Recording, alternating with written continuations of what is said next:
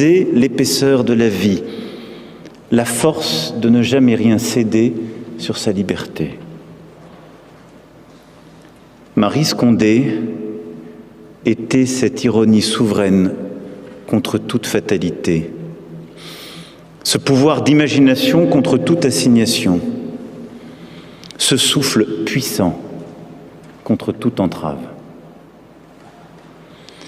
Et cela, dès ses jeunes années, dans la Guadeloupe d'avant-guerre. Si une si belle enfant ne pouvait être maudite, Maryse Condé dut s'affranchir pour conquérir son destin. Affranchissement de sa condition, comme l'avaient entamé ses parents au gré d'une ascension républicaine faite de mérite et d'école, son père commerçant, sa mère l'une des premières institutrices noires de Guadeloupe. L'affranchissement dans la création, culinaire et littéraire, souvenir de sa grand-mère Victoire, génie des fourneaux, lecture des romans des grands maîtres, oui, Maryse Condé en tira le pli d'avoir de l'appétit pour l'aimer et pour les mots, les festins et les destins, nourrir les corps et sustenter les cœurs. À jamais, elle vécut la littérature comme une recette de cuisine, transposer, trahir, accommoder, faire à sa sauce, mettre la main à la pâte, malaxer la pâte humaine.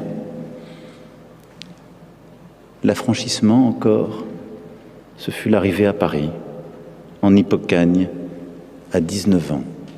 Dans le Paris de l'après-guerre, oui, affranchissement par la culture, puis par l'entrée à l'école normale supérieure de la rue d'Ulm.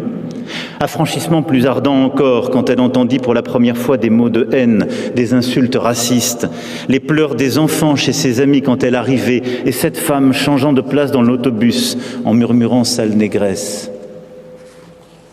Alors ce fut l'affranchissement dans la revendication de son altérité, et avec Aimé Césaire de sa part de négritude. Ce fut l'affranchissement d'une femme libre, les cours à la Sorbonne, un amour haïtien, la palpitation du continent africain, la découverte de la plus secrète mémoire des hommes, de l'esclavage, de ses souffrances. L'affranchissement fut ensuite un chambardement.